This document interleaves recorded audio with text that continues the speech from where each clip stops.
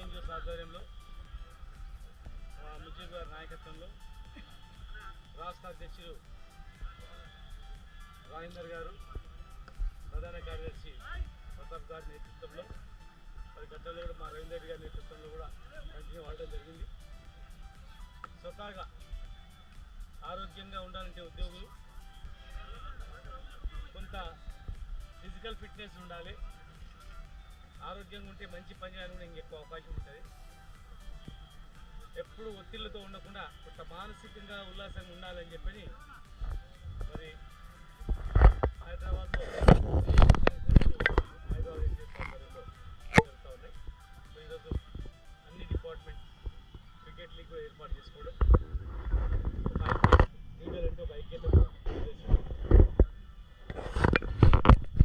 అన్ని డిపార్ట్మెంట్ ఉద్యోగులు కూడా మానసికమైన ఒత్తిడి పోవాలంటే ఫిజికల్ ఫిట్నెస్ ఉండాలంటే కొంత చేయాలని వీళ్ళని చూసి ఆదర్శంగా చూసి మళ్ళీ కాంట్రాక్ట్ ఉద్యోగులు కానీ మామూలు స్టూడెంట్స్ కానీ అరే వాళ్ళు ఎంత మంచిగా ఆడుతున్నారు, ఈ వయసులో కూడా మంచిగా ఫుల్ ఫిట్నెస్ ఉన్నారు, మనం కూడా ఉండాలని ఒక యువతకు కూడా ఒక మార్గనిర్దేశం ఇచ్చినట్టు దేశ చైర్మన్ గారు అందరూ రేవంత్ రెడ్డి గారు పాల్గొనడం మాకు సంతోషంగా ఉంది. చూస్తుంటే మేము మాకు కూడా మా ఉద్యోగుల మీటింగ్లకు రావాలన్నా ఇటువంటి కార్యక్రమం రావాలంటే కూడా మాకు సొంత మీటింగ్ కలయారికి పోయినట్టు ఆనందం కలుగుతూ ఉంటుంది. వాళ్ళకు కూడా అరే మా అని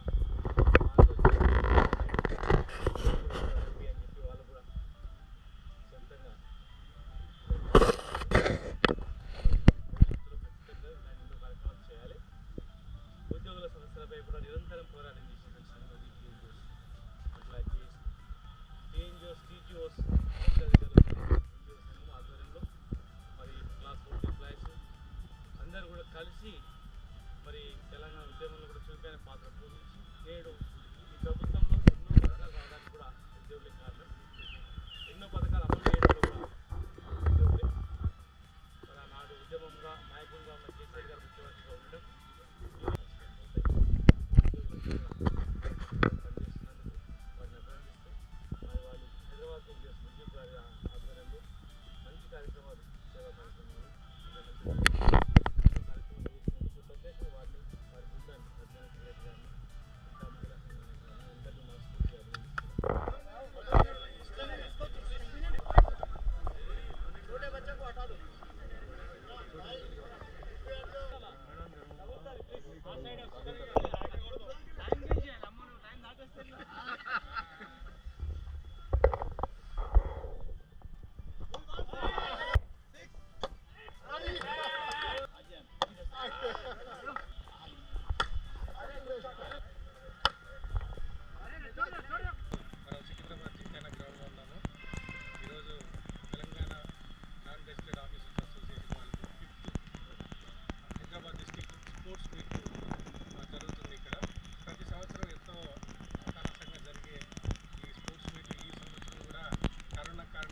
లేట్ అయినా ముజీబన్న గారి నాయకత్వంలో హైదరాబాద్ ప్రెసిడెంట్ గారి నాయకత్వంలో ఈరోజు జరుగుతుంది. తెలంగాణ నుంచి హైదరాబాద్ జిల్లా నిరంతరంగా 5వ సంవత్సరం ఈ స్పోర్ట్స్ మీటింగ్ చేసుకుంటా ఉన్నాం. అయితే తెలంగాణ ఉద్యమం తర్వాత, తెలంగాణ రాష్ట్రం సిద్ధించిన తర్వాత తెలంగాణ ఉద్యమకారులంతా, తెలంగాణ విద్యార్థులు, తెలంగాణ ఉద్యోగులు, తెలంగాణ ప్రజలు అందరం కలిసి రాష్ట్రం తెచ్చుకున్న తర్వాత ఎక్కడైతే అవమానం పడ్డమో, ఎక్కడైతే విద్యార్థులు ప్రభుత్వ ఉద్యోగులు అవమానం పడ్డారో, ఎక్కడైతే అవుట్సోర్సింగ్ కాంట్రాక్ట్ ఉద్యోగులు అవమానం పడ్డారో, ఎల్బీ స్టేడియంలో మీరు చూసిన అనేక సమావేశాలు జరిగినప్పుడు, అనేక క్రీడా ఉత్సవాలు జరిగినప్పటికీ కూడా తెలంగాణ ప్రజలను కానీ తెలంగాణ ఉద్యోగులని ఆ రోజు ఉన్న ప్రభుత్వాలు ఎక్కడ కూడా గౌరవించలే, రానియలే. అనేక సార్లు అవమానం చేసిండ్రు, అనేక సార్లు లాఠీలు కురిపించిండ్రు, అనేక సార్లు అవమానం చేసిన సందర్భాలు ఉన్నాయి. ఏడైతే అవమానం పడ్డామో ఆడనే గౌరవప్రదంగా మళ్ళీ మన జెండాని పాతిరం కాబట్టి మన ఆత్మగౌరవం కోసం మన పిల్లల్ని, మన ఉద్యోగులని, మన కాంట్రాక్ట్ అవుట్సోర్సింగ్ ఉద్యోగులని, పర్మనెంట్ ఉద్యోగులను గౌరవ ముఖ్యమంత్రి గారి ఆశయాలు ఏదైతే తెలంగాణ రాష్ట్రం అని ఉండేనో, తెలంగాణ రాష్ట్రం బంగారు తెలంగాణ స్వప్నం ఉండేనో, ఆ స్వప్నం సహకరించే భాగంలోనే ఇది మొదటి మెట్టు అని చెప్పి నేను అనుకుంటున్నాను. ఎందుకంటే రాష్ట్ర ప్రభుత్వం ఈ విషయంలో కూడా నేను వారోత్సవాల క్రీడా శాఖ మంత్రి పెద్దలు శ్రీనివాస్ గౌడ్ గారికి, చైర్మన్ గారికి అందరికీ కూడా మా జిల్లా పక్షాన కృతజ్ఞతలు తెలియపరుస్తా ఉన్నాం. సమయంలో చాలా యాక్టివ్గా ఎలాగైతే స్వచ్ఛత సంస్థల కంటే ఇంకొక అడుగు ముందుకేసి మీరు ఫ్రంట్ లైన్ వారియర్స్కి డైలీ గ్రాసరీస్ కానీ మీరు దగ్గరుండి భోజన సదుపాయం వండించి చాలా చోట్ల ఎవరైతే వలస కూలీలు ఉన్నారో వాళ్ళందరికీ మీరు డిస్ట్రిబ్యూట్ చేయడం మేము చూసాము. అలాగే మీ టీం గురించి ఆ సందర్భంగా మీరు ఎదుర్కొన్న అనుభవాలు, అలాగే దాని ద్వారా పొందిన మీరు ఆనందం గురించి తెలుసు కాబట్టి అమరవీరుల స్వప్నం మేరకు నిరంతరంగా తెలంగాణ బిడ్డలకు వాళ్ళ ఆత్మ శాంతి కలగాలని, వాళ్ళ ఆశయాలు నెరవేరాలని చెప్పి నిరంతరంగా హైదరాబాద్ జిల్లా ఇప్పుడు కృషి చేసింది.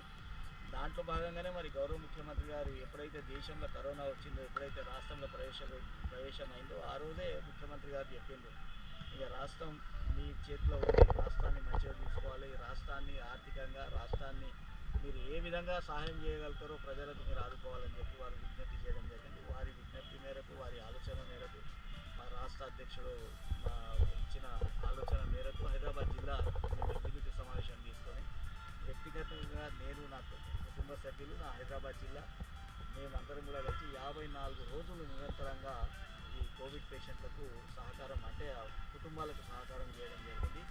10,732 కుటుంబాలకు, 10,700 కుటుంబాలంటే అసలు అది కనీ విని ఎరగని రీతిలో ముందు 1000 మందికి అనుకున్నాం. నిరంతరంగా చేసినాం. దాదాపు 60 లక్షల రూపాయలు పెట్టాం. చాలామంది అడిగింది, అన్న ఇట్లా చేస్తున్నాం, చాలామంది అన్న మేము కూడా కాంట్రిబ్యూట్ చేస్తాం అంటే, లేదన్నా ఖచ్చితంగా నేను చేస్తా అన్న.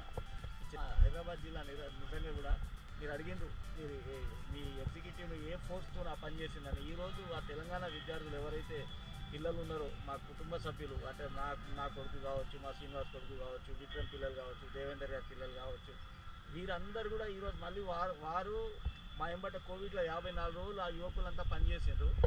మళ్ళీ హైదరాబాద్లో మొన్న ఫ్లడ్స్ వచ్చినప్పుడు కూడా పిల్లలు ఉండి రక్తదాన శిబిరాలు ఏర్పాటు చేసినప్పటికీ కూడా పెద్దలు గౌరవనీయులు ఈటెరాజేంద్ర గారు వచ్చిండ్రు. ఒకరోజు మంత్రివర్యులు పెద్దలు శ్రీనివాస్ గౌడ్ గారు వచ్చిండ్రు. 200-300 మందితో రక్తదాన శిబిరం ఏర్పాటు చేస్తాం. ఆ దాంట్లో కూడా మా ఈ పిల్లలంతా కూడా రక్తాన్ని ఇచ్చి, మా శ్రీనివాస్ గారి పాపనైతే 3 సార్లు ఇంటర్మీడియట్లోనే ఉంది అమ్మాయి, కానీ 3 సార్లు రక్త, వీళ్ళంతా కూడా కుటుంబ సభ్యులతో సహా కలిసి ఒక పండుగలాగా దీన్ని సక్సెస్ చేసిండ్రు. అట్లాంటి పిల్లలకు వాళ్ళ ఆత్మగౌరవాన్ని కూడా అందరి ముంగట తీసుకురావాలి, వాళ్ళు కూడా సంతోషంగా ఉండాలని యువకులకు కూడా ఈసారి క్రికెట్ మ్యాచ్లో వాళ్ళకు కూడా అవకాశం ఇచ్చినాం. వాస్తవానికి ప్రభుత్వ ఉద్యోగులు, ఎందుకంటే రాష్ట్రంలో ఎక్కడ ఏ జిల్లాకు లేని గౌరవం హైదరాబాద్ జిల్లాకి ఇచ్చి ఈరోజు మా మేడం కలెక్టర్ గారు నిరంతరంగా 5 సంవత్సరాల నుంచి 3 రోజుల పాటు ఉద్యోగులకు ప్రత్యేక సెలవు ఇచ్చి, మీరు ఆడుకోండి, ఉల్లాసంగా ఉండాలి, ఉత్సాహంగా ఉండాలని చెప్పి వారు ఇచ్చినందుకు కృతజ్ఞతలు. హైదరాబాద్ జిల్లా నిరంతరంగా అదే కరోనా సరి రాష్ట్రంలో ఎల్బీ స్టేడియం చాలా క్రీడలకు పెట్టింది పేరు. టీఎన్జిఓకు కూతవేటు దూరంగానే ఉంది.